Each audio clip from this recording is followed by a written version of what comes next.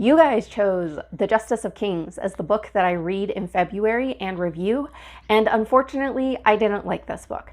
I DNF'd it, or did not finish it, around 50% of my way into the book, and in this video, I will be getting into all of my reasons why. Normally, I wouldn't make a dedicated video to a book that I did not finish. I might talk about it in a wrap-up, or I might make a video that's like, these are all the books this season that I didn't finish. And I'm also very aware that I didn't complete the story, so my opinion on this book might be biased because I didn't get to its conclusion. So there might be things that I point out that if you read all 3 books, you're like, oh, that's something that is resolved or addressed or whatever in the entire story. So like, I am aware of that. At the same time, I do think it is perfectly okay to review books that you didn't finish, because maybe there's a reason that you didn't finish it that someone else would also not finish the book. And if they read your review, they might be like, oh, now I see that this book is not for me. So I think books work best whenever they find the audience that it is intended for, obviously. So I think DNF reviews can be helpful. And with that, let's get into what is The Justice of Kings and why did I not finish this book. So The Justice of Kings is basically a fantasy murder mystery. We are following this character named Helena, who is the apprentice to Von Vault, who is the king's justice. And he goes around to all of these towns and villages and enacts justice. And he shows up at this one where a murder has just occurred, and he is now investigating the murder. If you notice in my summary, I mostly talk about Von Vault, and I just mention as a side, Helena is the king's justice's apprentice. And that is most of my problem with this book. I DNF'd it for like 3 main reasons, and all of them are Helena. Almost immediately, I didn't really understand why this story was being told through Helena's perspective, because Von Vault feels like the main character, and we never see from any other perspective besides Helena in this book. Helena, however, doesn't feel like a fully realized character. She doesn't seem to be fleshed out or have the depth that I would expect from a character that is narrating the story. And I could see that maybe having a different character other than Von Vault narrate the story might help Von Vault appear more cool. He does have this air of mystery around him, and there is certain magic that Von Vault is capable of because he is the king's justice, and we the readers don't really fully understand that magic because we are not Von Vault. So maybe that was the intent, to make Von Vault seem more mysterious and cool. Some characters might not be as cool if you're inside their head. However, I would still expect there to be fully fleshed out characters around the main character, and especially our narrator to be fully fleshed out, and I just did not feel that. I wasn't really sure of Helena's motivations. What drives her? What are her desires? Why is she acting the way that she is? Honestly, I just never really understood Helena. And Helena could have been such a cool character. We are given nuggets into her backstory, things that would have been really cool to explore, and we just don't actually have any depth of character exploration. And maybe that's something this book is just not interested in exploring at all. This book might have been more focused on the plot, on the murder mystery. And I did put in my Discord when I was maybe, I don't know, 25% into the book, that I was like, oh, I realize this is a murder mystery first, and we're not really going to get character explorations, and I should just focus on the murder mystery plot of the book, which I do think could be really cool. I would love to read a good fantasy murder mystery. These are 2 genres that I don't see combined that often, and I think have the potential to be really good. I just didn't think that was the case for this book. But let's talk about Helena's backstory a little bit, and why I think it could be cool but really did not work in this book. So I saw an author interview where Richard Swan talked about why he had Helena as the main character, and he really views all of his characters as interesting characters to see the story through. And he liked Helena because he liked exploring her backstory and how the trauma of her life made her immature. Now, I could be reading the comment that he made incorrectly. It could also be an offhanded comment that he made that didn't quite come out correctly and didn't mean exactly what he was intending to convey. But I really hate the framing that trauma equals immaturity. Trauma is so much more complex and nuanced. And yes, trauma can make you immature, but it can also make you really mature. And both of these things can exist in the same person. And that's what's so complex and nuanced about it. But trauma doesn't just make you a spoiled brat, and Helena often felt like a spoiled brat in this book. So she is a war orphan who has lived on the streets from the age of 7 till the age of 17 whenever Von Valt found her and took her on as his apprentice. Those are very formative years for Helena, and we're definitely going to see some of that ripple throughout the rest of her life. She is 19 at the start of this book, and she's 19 by the time I finish too. Like, we haven't actually progressed very far in time. But things that happened during the past 10 years are not going to be wiped away in the 2 years that you've been apprenticed to Von Valt. Now, it doesn't appear that she had much guidance or mentors when she was living on the street. So it would make sense that there are a lot of hurdles in her emotional development, and she might seem very immature in her emotional development because she didn't actually have the opportunity to develop those skills in a healthy way. But she would have survival skills, and she's not really displaying any survival skills in this book. And I'm not saying those survival skills would be developed in an emotionally mature way, but she was 7 whenever she had to start developing them. She had to be more advanced than a 7-year-old would be on how to survive. And those things would still affect her. One of the big things I'm thinking of is when she was living on the street, she would have to be concerned about where she's getting her next meal. And this could cause her to be very resourceful. But it could also cause her to worry constantly or to be overthinking how she's going to survive and get that next meal. So I'm not saying that developing these skills is healthy. In fact, she could have an unhealthy development of these skills where she's obsessing or over worrying about them.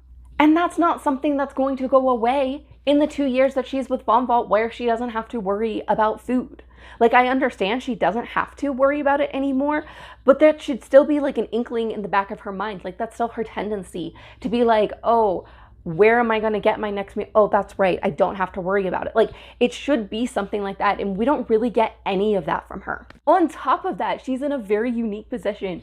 We understand early on that Helena does not like the work of a king's justice, and this is not a career she really wants to go down. But what choice does she have? She was taken off the streets and into the apprenticeship of a king's justice. And I would love to see that explored, the wrestling that she has with, do I do this thing that I don't like and have stability in my life? Or do I quit? And then what? And then what? And we're not really given the and then what. As far as we know, her options are become a king's justice or live on the street. But maybe she's met people in her service as the apprentice to this king's justice where she would be able to socially advance and wouldn't be living on the street. Helena should be wrestling with these big, deep questions, and she's not at all. In fact, she tells Von Valt at one point that she quits and gets halfway across the city before she realizes that she doesn't have anywhere to go. And we know Helena is not a stranger to wrestling these weighty choices, because in a single paragraph, we find out that whenever Helena was taken in by Von Valt, Helena actually assumed that Von Valt wanted sexual favors from her in exchange for having security. And while that was not the case, Helena resigned herself to that and convinced herself that that was better than living on the street. So she's already familiar with weighing weighty options and 2 things that she does not want and doesn't like, and trying to determine what is the better option. And I'm not saying that she should continue down the path that she's on simply because it's better. Maybe it was better for a time. Maybe it's not always better.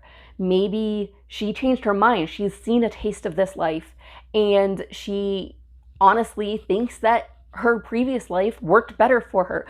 Like, I just want some exploration. And we got none of it. Again, maybe that's not what this book was planning on doing at all, and I should just focus on the murder mystery element. But the plot doesn't always focus on the murder mystery element the entire time either. And that brings me to my third point, and the point of the book where I DNF'd it. Now we are going to talk all about Helena's very messy, complicated, weird lines that she has, that she thinks in her head about her romantic entanglements. Oh my gosh.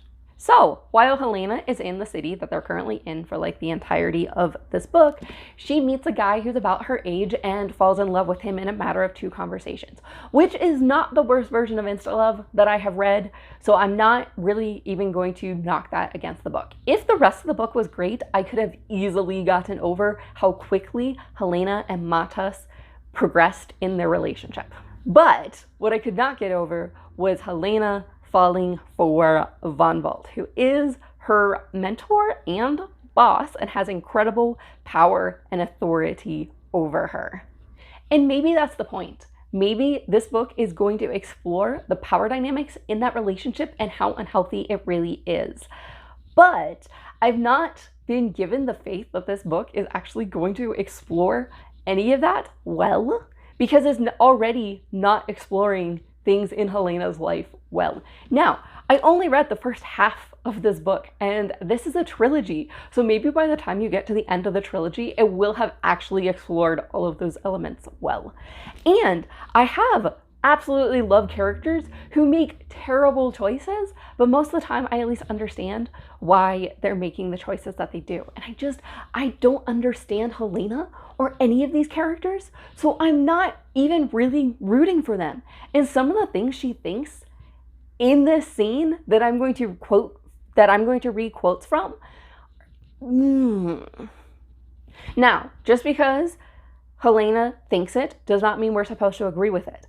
Like I said, that could be the point, but we're gonna go over it, okay? Let's stop stalling. So, Helena and Matas have just enjoyed their first wonderful night together, making love, and they are waking up in the morning, and Matas asks, "Will the justice have missed you?" And Helena responds, "I don't know," I said. I had been thinking about Vonvald for some time. He had entered my thoughts at the same time Matas had entered me, and I was feeling confused and not a little annoyed with myself. Helena, why are you thinking about your boss while you're having sex with your boyfriend? Why? Why? It gets worse though. It gets worse, okay? So Matas asks as to the nature of the relationship between Helena and Vonvald, and Helena says, "The man is twice my age," I said. Though that in itself was a personal preference more than anything that would be considered peculiar in the provinces. And then she goes on to talk about how age gaps are normal, which, like, honestly, I have kind of conflicted feelings about that, because like this is a medieval fantasy and it is like based on historic times, but at the same time, like, you have magic in your book, so you could decide that like if magic exists, these other things that happened in history might also be different. I don't know. Also, I mean, I guess it's a personal preference to have an unhealthy relationship if you are adults and want to. She goes on to say that she could feel herself getting defensive. I had never talked about my relationship with Vonvald before, there had been no one to discuss it with. And then she says, "For my part, I had experienced a range of conflicting and confusing emotions for Vonvald, as young girls are wont to for older men." What gives Helena the idea that young girls fall for older men? Is it because, as she said previously, young girls sometimes marry older men, and Helena assumes that they fall in love and everything's great? So, you know, young girls falling for older men is just like a perfectly normal thing to have happen. Why is Helena saying this about her employer? Why is Helena falling? Why are we doing this? Vonvald was comely, powerful, and mysterious, with each of these qualities accentuating the other. He was many a maid's dream. The man is like 45 years old. okay? And I get that he's like powerful and mysterious, and that's probably somewhat alluring, but like, Helena, you are 19 and he has incredible power and authority over you, and you don't even like him that much, which she goes on to say, because she says that he was my employer, but he was also my protector. And she talks about how she has seen his violent side and how he has killed people, but he would also willingly kill people to protect Helena, and she feels very conflicted about this. She says he was a source of both fear and comfort in this regard. You're falling for the man that you're like half afraid of? Why? Why? Okay? Why? Our relationship was therefore complex. It was characterized by aspects of just about every male relationship going. Father, uncle, brother, husband. Everything except lover. Which, why does Helena think husband and lover are not the same thing? Because she says her relationship with Von Volt is characterized as father, uncle, brother, husband, everything except lover. Which, like, I could maybe say she assumes young girls fall for older men because she sees young girls in relationship with older men and assumes that they're in love. But she also apparently assumes husband is not equal to lover, which it isn't always. It definitely isn't always. And it might not be in the relationships that she's comparing them to. Why are we going here in this story? And then, the very next scene, she is working with Von Volt, and Von Volt tells her how good of a job she is doing and how she would make a great king's justice, which, remember, is a career path she doesn't really like. We've not really explored the fact that she doesn't like that much. We just know that she hasn't and like doesn't want to work for Von Volt, but you know, that's as far as we get. And then here are her thoughts after Von Volt tells her that she's doing a really good job. It is difficult to put into words how I was feeling. I have alluded to Von Volt's praise before as something that I cherished, but I put it higher than this. It was addictive. It was a sweet elixir, and now, thanks to Matos's unwelcome questions, I found myself looking at Von Volt in a new light, too, an altogether unhealthy light. If he was comely and imperious and erudite, back in his presence, Matos became a boy in my mind, immature and silly in his notions of love. You are now comparing your boss to your boyfriend and saying your boss is like great and alluring and your boyfriend is a little boy who's immature and silly. Why are we doing this? Why are we doing this? And like I said, I only read about 50% of this book, so maybe this is something that is going to be explored and we as readers are supposed to be put off by all of these sentences. I very much am, but like honestly, there's so many more interesting aspects of Helena that would be interesting to explore.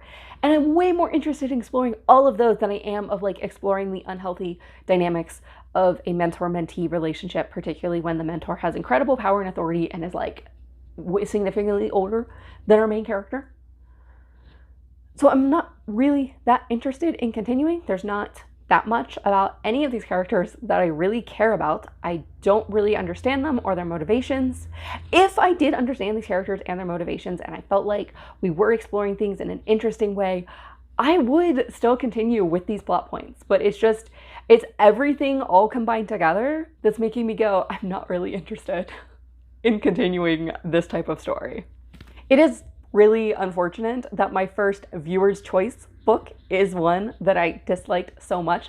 I honestly thought about writing a really sassy review on Goodreads with like just quotes from the scenes that I was reading and then like sassy comments. But I don't feel like that's a very well-rounded review and I might still do it. I'm like tempted because I feel like Goodreads is like the one place that you can just be sassy like that. But I would also link to this review and I might try to write my Goodreads review more balanced because like I said, I only read half of this so I don't know where it's going and it might be fine. But I don't like what I have seen so far. I will be doing viewer's choice books in the future and hopefully I enjoy them a lot better. If you have any recommendations for fantasy murder mysteries, leave them in the comments and I hope to see you in another video. Happy reading!